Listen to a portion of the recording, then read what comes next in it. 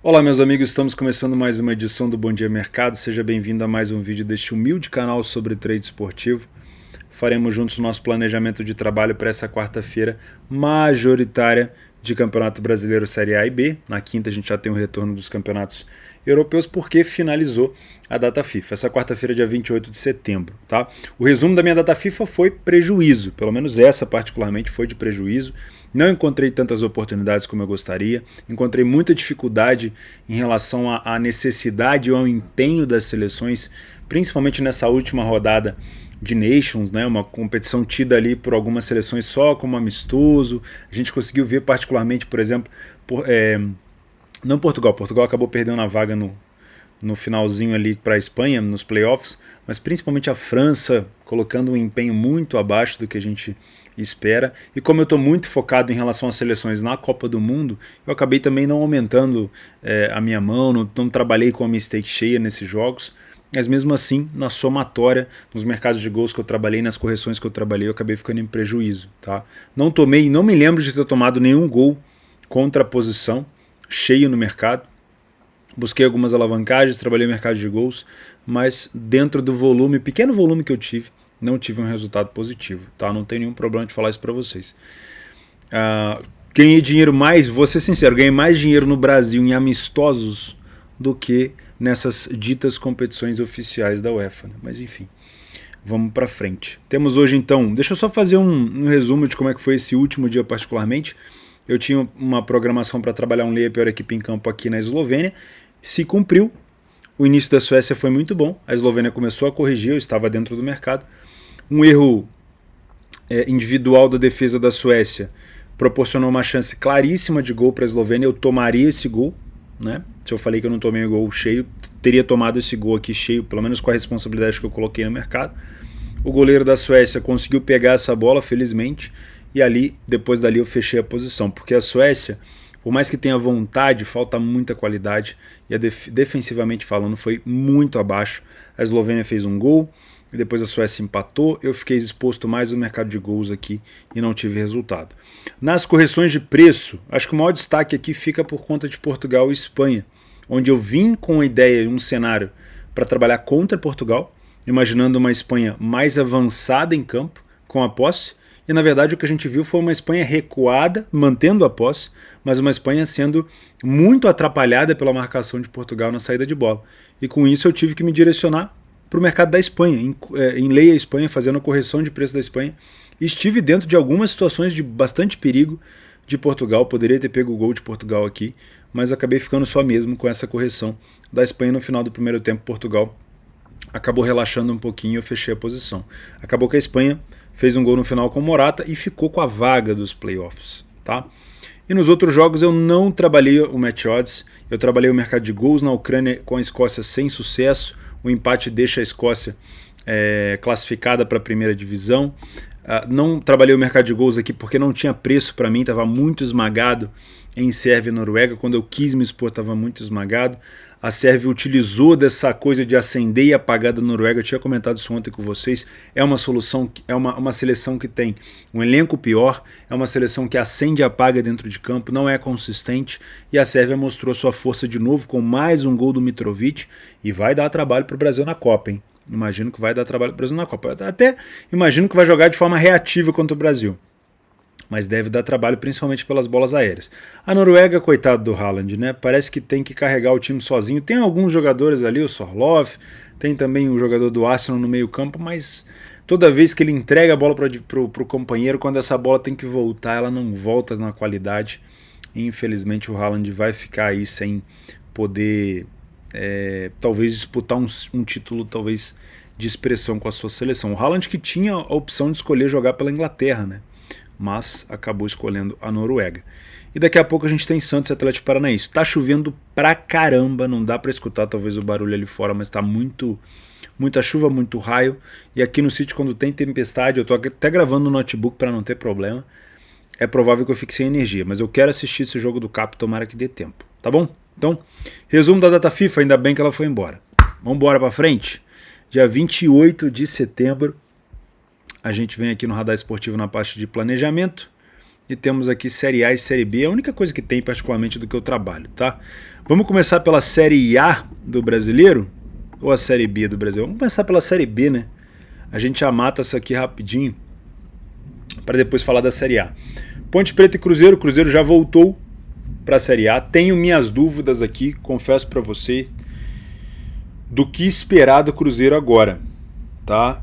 Pode-se haver ali um bicho, né, uma proposta de bicho do Ronaldo para que o Cruzeiro faça talvez a melhor campanha da história da Série B, que se eu não me engano é do Corinthians. Pode haver isso, pode haver uma motivação do time de ficar marcado ali como uma excelente campanha. O time pode também ir em busca do título. Eu imagino que o Cruzeiro não consiga perder esse título, faltando 7 rodadas, uma distância tão grande para o Grêmio. Mas enfim, eu tenho minhas dúvidas em relação à motivação, tá? A Ponte Preta, falando em motivação, a Ponte Preta ela está a 3 pontos do Londrina, que é o principal hoje concorrente do Vasco, e ela está a 5 pontos do Vasco. Então, se a Ponte Preta vencer o Cruzeiro, que pode estar mais relaxado, já conseguiu o objetivo, a Ponte entra também numa briga, assim como pode entrar o Ituano, o Sport e o próprio Londrina contra o Vasco, tá? Então, para mim é um jogo onde eu vou ter uma expectativa um degrau a menos com o Cruzeiro. O Cruzeiro já não fazia tão bons jogos assim fora de casa. Se a gente vê o Cruzeiro como visitante, por mais que ele tenha a melhor campanha, são 6 vitórias apenas, e para um time que venceu 14 dentro de casa é abaixo da média, né? Mas como a gente sabe que fora de casa os times são nivelados ali por baixo, o Cruzeiro até tem a melhor campanha. Mas eu tenho minhas dúvidas aqui em acreditar num Cruzeiro que já está classificado.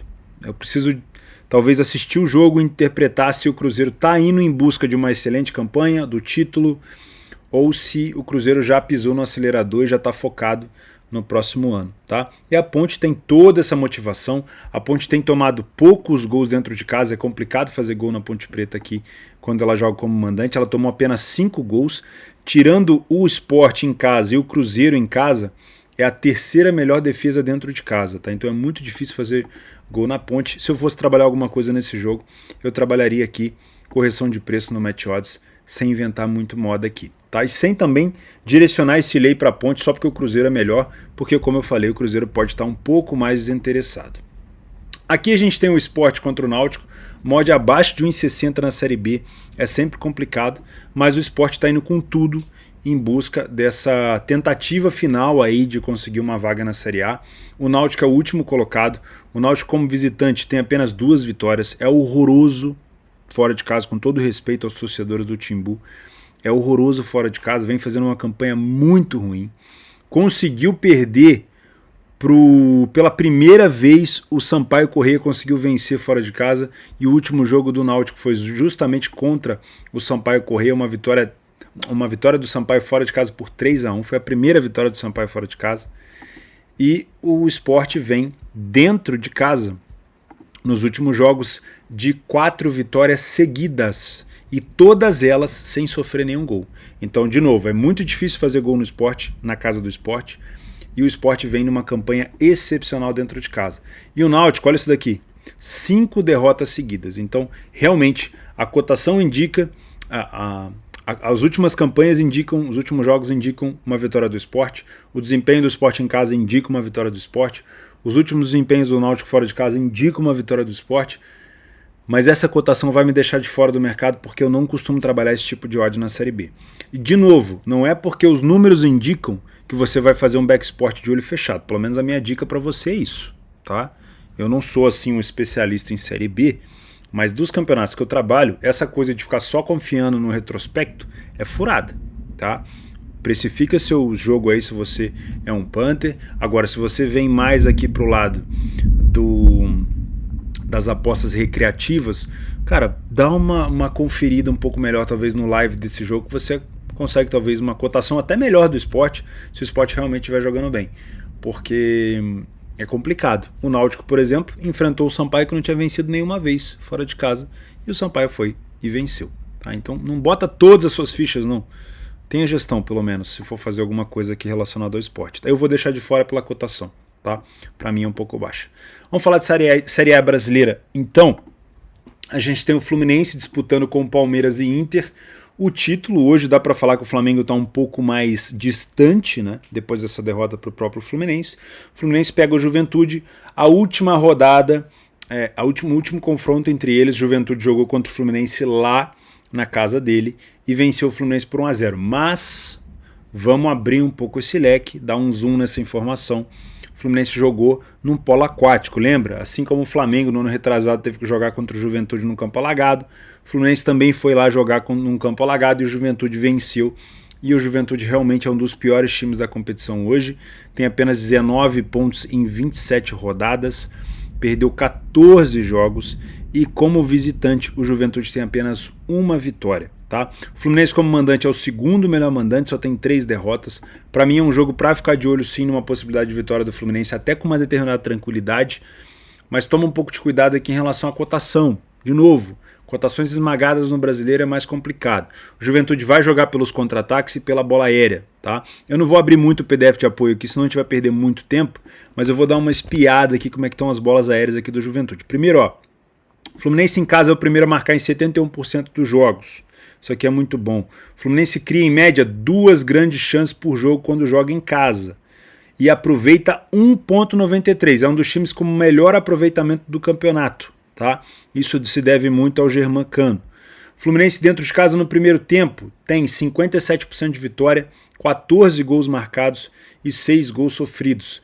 O time do Juventude perdeu quase 50% dos jogos dos primeiros tempos que fez fora de casa. O segundo tempo do Fluminense não é bom. O Fluminense passa a tomar mais gol, marca menos, vence menos.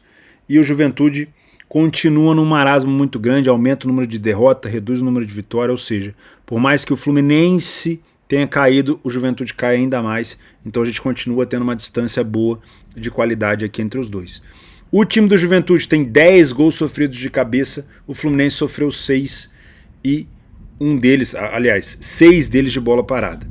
O time do Juventude tem 7 gols marcados de cabeça e o Fluminense também. Então pode sim ser um duelo onde o Juventude use muito a bola aérea para tentar buscar o seu resultado aqui. Tá? O Fluminense marca mais gols e também sofre mais gols nos minutos finais, principalmente a partir dos 70 minutos. Tá? Então é bom ficar de olho nisso, mas é um time que, para quem busca match odds, isso aqui é muito bom, é um time que sofre pouquíssimos gols até os 30 minutos de jogo. Tá? Então é isso aqui que a gente vai buscar se você tiver a favor do Fluminense no match odds. Esse tipo de odd para mim é muito baixa, mas eu acredito que se for uma pressão muito grande, dá para buscar esse back ao Fluminense. São novos tempos, né? São novos tempos para o futebol brasileiro. Agora a gente vai ter cada vez mais cotações abaixo de 1,50, abaixo de 1,40. A gente tem que se acostumar com isso, porque realmente os clubes estão tendo mais investimento, estão tendo um treinamento um pouco mais refinado, e aqui realmente o Fluminense ele é um time muito superior. Houve tempos, antigamente, e eu como morador aqui do estado do Rio sei muito bem disso, em que o Fluminense ainda com o Diniz, na última passagem do Diniz no Fluminense, ele tinha dificuldade de vencer esses times como a Juventude, como o Avaí, dentro de casa, porque tinha muita posse, muito controle do jogo, mas não conseguia colocar a bola para dentro. Tá? E isso vem sendo um diferencial do time do Diniz dessa vez, porque o time do Diniz tem um aproveitamento muito grande. Isso, obviamente, deve-se também ao trabalho do Diniz, mas também ao Cano, que vem fedendo a gol. E dessa vez o Diniz tem um time que é muito forte ofensivamente e que tem colocado as bolas para dentro. Por isso que eu acredito sim numa vitória do Flu. Qualquer coisa além disso aqui seria uma grande zebra, perder ponto para o Juventude dentro de casa. Colocaria o Fluminense praticamente fora de uma briga pelo título. Tá? Corinthians e Atlético Goianiense. Tivemos um confronto entre eles, agora 2, né, na Copa do Brasil, onde o Corinthians tomou 2 gols fora de casa e acabou revertendo para uma goleada dentro de casa. O time do Corinthians agora enfrenta o Flamengo na final da Copa do Brasil somente no dia, acho que é no dia 12, né? Então tem muito tempo ainda pela frente. O Corinthians pode se focar aqui no Brasileiro. O Corinthians está em 5º lugar, perdeu um pouco de posição aqui e talvez ainda pode até sonhar com o título. Tá longe, mas o Palmeiras essa rodada joga com o Galo, então pode sim, se vencer o Atlético Goianiense, sonhar com o título. O adversário do Corinthians vem numa fase horrorosa, né? O Atlético Goianiense focou muito nas Copas, trocou de treinador algumas vezes e agora está numa situação muito difícil no Campeonato Brasileiro. O Como visitante, o Goianiense tem apenas uma vitória fora de casa e o Corinthians é um dos melhores mandantes com apenas uma derrota dentro de casa. Tá? É muito difícil fazer gol no Corinthians. O Corinthians tem a melhor defesa da competição dentro de casa. Tá? Por isso, se você acredita, se você tem método para trabalhar esse tipo de cotação mais baixa no Brasileiro, existe a possibilidade aqui. Tá? O Corinthians precisa estar numa excelente forma de marcação para que eu opte por trabalhar aqui contra o Goianiense. Né? Nesse tipo de cotação eu já consigo trabalhar ali a pior equipe em campo. O Goianiense realmente tem que estar muito mal em campo e o Corinthians tem que estar neutralizando as jogadas em velocidade do Goianiense, que é um ponto forte deles. Inclusive o Corinthians sofreu muito com isso no jogo de ida daquela Copa do Brasil. Tá? Se isso se cumprir, eu acho que esse lei, a pior equipe em campo aqui no Goianiense, pode ser interessante. Vamos dar uma espiada aqui rapidinho nessa estatística aqui do Corinthians. Corinthians dentro de casa realmente dá para ver pelo sistema de cores aqui que ele é bem superior, 62% das vezes ele foi o primeiro a marcar. É um time que não cria tantas chances de gol assim dentro de casa, mas é um time que aproveita muito bem. Mais uma vez, mais um time com bom aproveitamento dentro de casa. Cria 1.38, marca 1.31 e tem uma média defensiva muito boa, apesar de ceder algumas chances, mais do que uma por jogo, tem tomado bem menos. O Goianiense cede mais de 2 grandes chances por jogo e toma mais de 2 gols por jogo. Realmente é um time com muita dificuldade. No primeiro tempo dá para ver uma clara superioridade do Corinthians, pouquíssimos gols tomados, 9 gols feitos, acima de 50% de vitória no primeiro tempo e apenas 8% de derrota.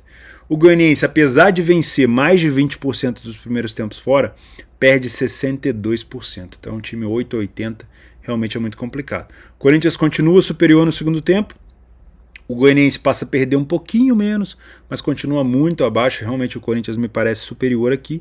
E as bolas aéreas, principalmente do Corinthians, podem surtir efeito, porque o time do Goianiense tomou 9 gols de bola parada. O Corinthians tomou 8, também é uma dificuldade do time da capital paulista, mas o time do Goianiense sofreu um pouquinho a mais e também um pouquinho mais de gol de cabeça. Tá? O Corinthians, se tiver muito volume, provavelmente vai ter mais escanteio e deve utilizar isso aqui para abrir o placar ou até para ampliar a vantagem. Tá? Ou se estiver atrás do placar para tentar buscar uma recuperação. Tá? Não me parece um jogo com uma tendência de 2,5 aqui, pela estatística das duas equipes, mas pelo menos um over 1,5 nos jogos fora de casa do Goianiense tem entrado bastante. Tá? Quando a gente fala de momento dos gols, o Goianiense se expõe um pouco mais no segundo tempo e acaba tomando mais gols, principalmente no início do segundo tempo e no final dele. Tá? O Corinthians, e olha só que interessante, nos primeiros 11 minutos, nos primeiros 20 minutos de jogo, o Goianiense não consegue marcar. É impressionante, ele não marcou nenhuma vez nos primeiros 20 minutos de jogo. Isso dá um alento ali para você que vai buscar match odds, mas obviamente você precisa casar isso com uma boa leitura. Beleza? O que mais que a gente tem por aqui? Fortaleza e Flamengo. O Flamengo vem todo remendado, todo esfacelado. Não joga Marinho, não joga o Everton Ribeiro, todos eles expulsos contra o Fluminense. Não vai jogar o Pedro, que está com a seleção brasileira. Então, assim, a situação do Flamengo contra esse jogo do Fortaleza é muito complicado. Não me surpreenderia que o Flamengo não ganhasse esse jogo e também não me surpreenderia se o Flamengo perdesse esse jogo, tá? Eu sei que é muito cômodo apostar pela camisa, mas deem uma olhada aí na possível escalação do Flamengo, vocês vão ver que vai ser complicado o Flamengo pegar esse Fortaleza que não está numa fase ruim. Fortaleza vem numa fase, inclusive, muito boa, tá? Fortaleza vem num crescimento muito grande na competição. Deixa eu ver os últimos jogos aqui, só por curiosidade. Os últimos jogos não vêm tão bem, mas vinha num momento muito bom. Vitória com o Cuiabá, com o Internacional, com o Ceará, empate com o Fluminense fora de casa. Venceu o Corinthians, venceu o São Paulo e aí perdeu para o Botafogo em casa, para o Fluminense fora e para o time do Juventude fora de casa. Dentro de casa, especificamente, 2 vitórias e 2 derrotas. Tá? Venceu 2 grandes times, o Internacional e o Corinthians, e perdeu para o Botafogo, que o Botafogo estava numa fase bem ruim. Tá?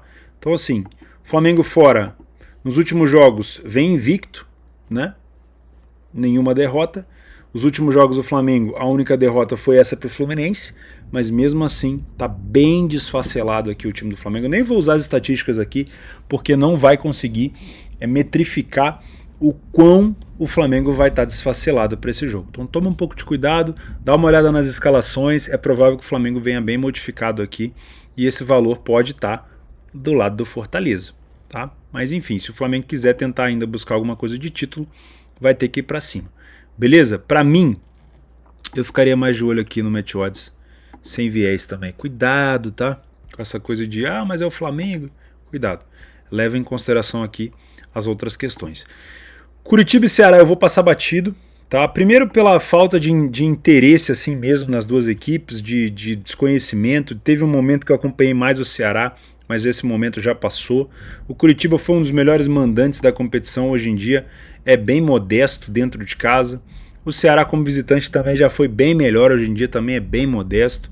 Os dois times brigando contra a zona de rebaixamento, num jogo que acontece aqui também às 19 horas. Então eu vou pular esse jogo para poder dar mais atenção e mais foco para os jogos que eu acabei de marcar aqui, tá bom? Então é por isso. Cuiabá e América Mineiro, eu acho que eu vou seguir o mesmo ritmo aqui. Afinal de contas, esse jogo acontece às 9. É um horário bom para poder jantar, né? Um cara também tem que viver. Eu não tenho nenhum tipo de interesse de trabalhar jogos do Cuiabá, vou ser bem sincero com vocês, o Cuiabá está dentro da zona de rebaixamento, o América vem numa boa fase, numa fase de crescimento. Se a gente pegar os últimos jogos do América, a última derrota do América, se eu não me engano, foi na Copa do Brasil para o São Paulo, 1-0, eu acho que foi isso, porque o jogo da volta foi 2-2. De lá para cá da Copa do Brasil, empatou com o CAP fora de casa, empatou com o Galo, venceu o Curitiba, empatou com o Botafogo fora e venceu o Corinthians no último jogo, tá? O Cuiabá, a última derrota foi contra o Juventude lá no dia 13/8. Eu, sinceramente, vou pular esse jogo aqui para poder abrir uma clareira ali, para poder jantar, né? Porque um cara também não pode viver só de trabalho. Atlético Mineiro e Palmeiras é simplesmente o jogo mais importante da rodada. Pô. Se você não acha esse jogo importante, tá maluco. Por quê? Porque o Palmeiras vem, talvez seja um dos jogos onde o Palmeiras está mais desfalcado nesse ano. Tá? O Palmeiras tem muito desfalque e o Palmeiras vai ter um jogo muito importante, porque o Galo vem pressionado, o Cuca vem sendo criticado, o elenco do Galo vem sendo criticado, vem muita coisa externa também em cima do clube. O Atlético Mineiro não tem mais chance de título, na minha opinião. A briga aqui é, lógico, por uma vaga na Libertadores. E tem aquela coisa engasgada de Atlético Mineiro e Palmeiras das últimas Libertadores, né? Então tem que tomar um pouco de cuidado aqui. Acho que é um jogo muito pautado em match odds. O último confronto que o Palmeiras teve contra o Galo no Mineirão, o Galo saiu na frente por 2-0 na Libertadores e se deixou empatar, né, com as bolas paradas. Acabou que o Galo não conseguiu passar depois no jogo da volta. Eu acho que tem assim... Eu sei que o torcedor do Galo está muito chateado com o time, mas provavelmente se botar o Mineirão lotado aqui vai ser um apoio muito grande, porque o Palmeiras é um dos grandes rivais aí do Galo nas últimas campanhas de Libertadores e vem atrapalhando bastante esse sonho do Galo de conquistar mais uma Libertadores. Então eu acho que é um jogo muito interessante para a gente ficar de olho aqui no Match Odds. Tá? Não descarto também trabalhar gols por aqui, mas como o Palmeiras, se ele vencer esse jogo, ele praticamente bota mais uns 2 dedos na taça, né? Porque vamos ser sinceros, o Palmeiras chegaria ali, se ele vencer esse jogo, a 60 pontos. O Internacional tem 49, vai jogar também contra o Bragantino, a gente já vai falar disso, o Fluminense tem 48, joga com o Juventude. Se vencer, cara, é muito difícil, porque vai ficar faltando ali 10 rodadas, e o Palmeiras teria que ter um desempenho horroroso para poder perder esse título. Tá? Então, eu imagino um jogo muito complicado, e se o Palmeiras estiver na frente, eu não gostaria de trabalhar gols aqui. Eu estou mais para gols se o Galo estiver na frente. Vamos dar uma espiada nesse jogo aqui. Ó. Já falei do Flamengo, do Curitiba, do Cuiabá, eu pulei fora, e aqui do Atlético Mineiro e do Palmeiras.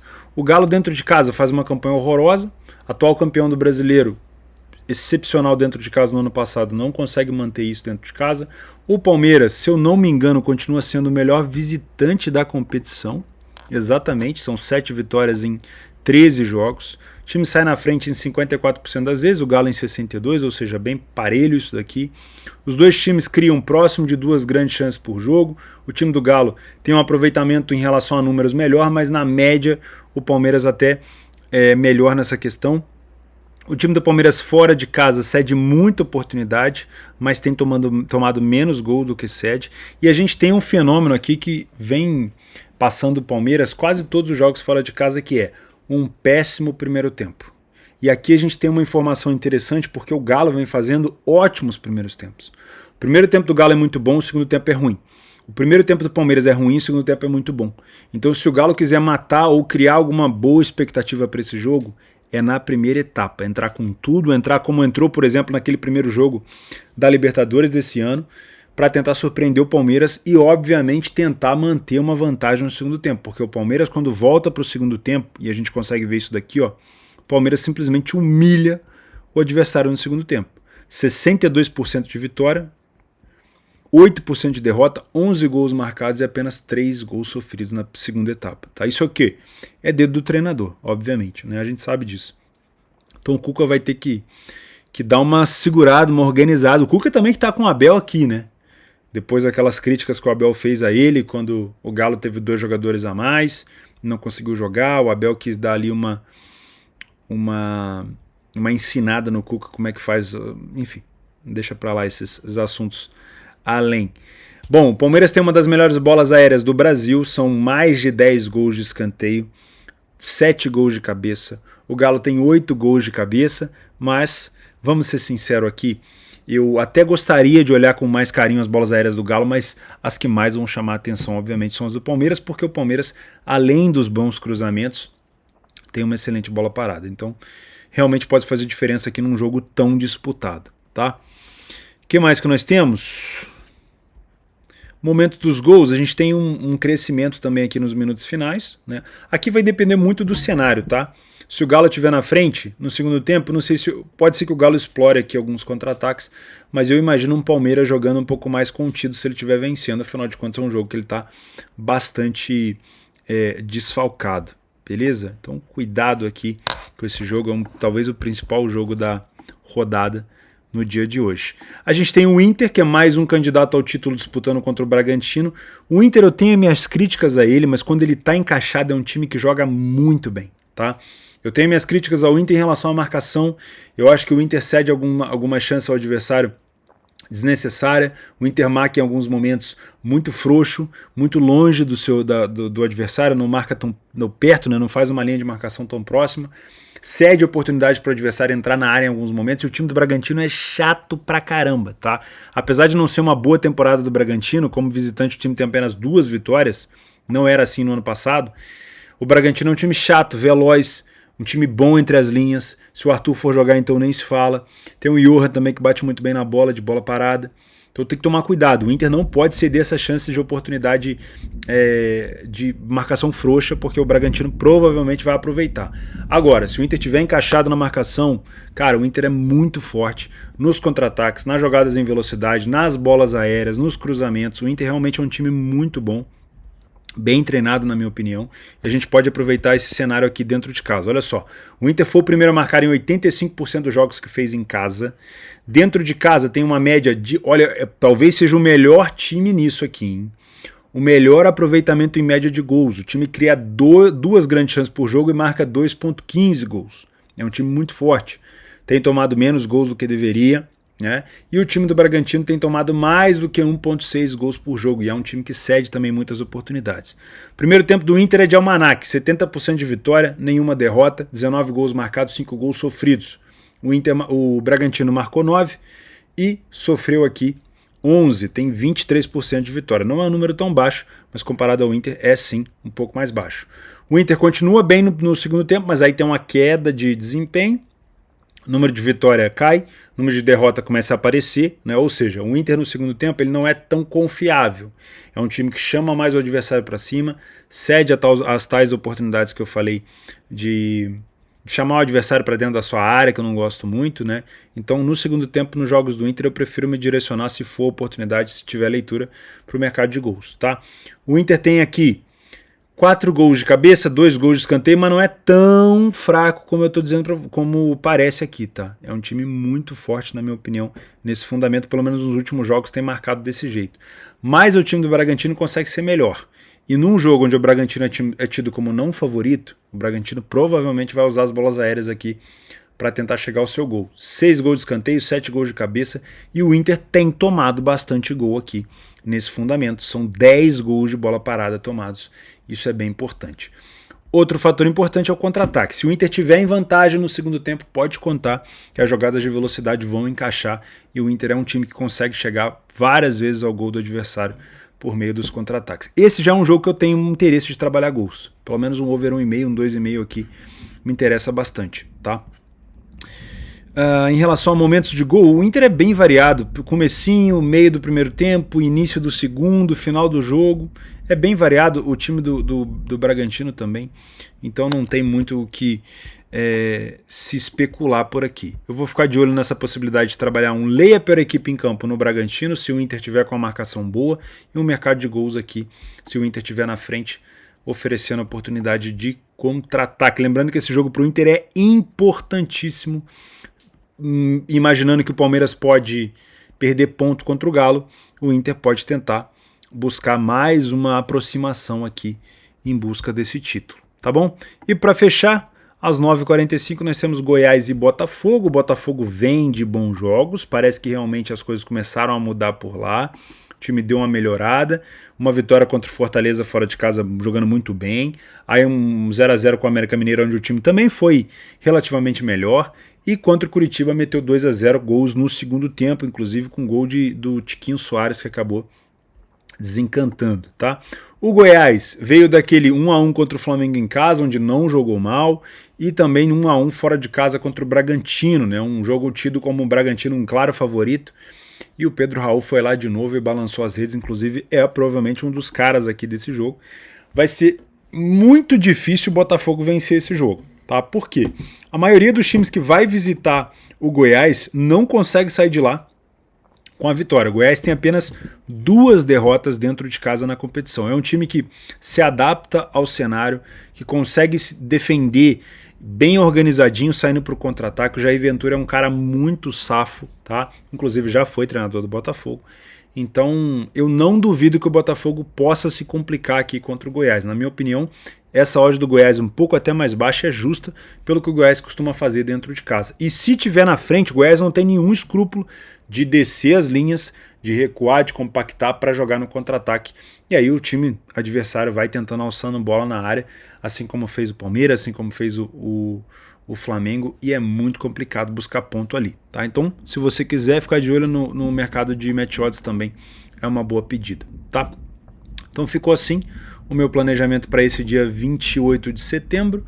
Um possível back ao Fluminense. Posso abrir a minha sessão aqui de trabalhar o Fluminense, se for realmente muito forte, né? Vamos ver se o time do Diniz de fato vai colocar a bola para dentro. Um possível lei ao Goianiense e ao Bragantino, desde que os dois mandantes, Corinthians e Internacional, estejam com uma marcação muito bem encaixada, não dando chance ao adversário, porque são 2 times bons de contra-ataque. E aqui nas correções de preço, sem viés, sem inventar moda também, sem direcionar para algum lado. Eu acho que aqui cabe correção para qualquer uma das equipes, mas obviamente a gente tem que tomar cuidado aqui com esse desfalque grande do time do Flamengo, com essa possibilidade do Cruzeiro não estar tão interessado, com o Palmeiras também bem desfalcado, e o primeiro tempo do Palmeiras é muito ruim, tá? E obviamente com esse bom desempenho do Goiás aqui dentro de casa. Em relação a gols, o que mais me chama a atenção é essa possibilidade do Inter jogar em velocidade se estiver na frente do placar. Beleza? Eu fico por aqui, convido você a se inscrever no canal se você não é inscrito, deixa também um like no vídeo que ajuda bastante a divulgar para novas pessoas. O que mais? Tem sorteio de uma banca de R$30 na Betfair no primeiro comentário fixado. Aquela super cotação do Brasil deu boa, hein? O Brasil venceu nos 2 tempos e foi over 3,5, então a Betfair ofereceu uma super cotação. Quem aproveitou, parabéns. Se você não tem conta na Betfair, é o primeiro link da descrição, e assim que você abrir essa conta, você já participa do sorteio aqui do canal. Beleza? Felizmente acabou a data FIFA, vamos pra cima. Não inventa moda, faz o simples, e um grande abraço.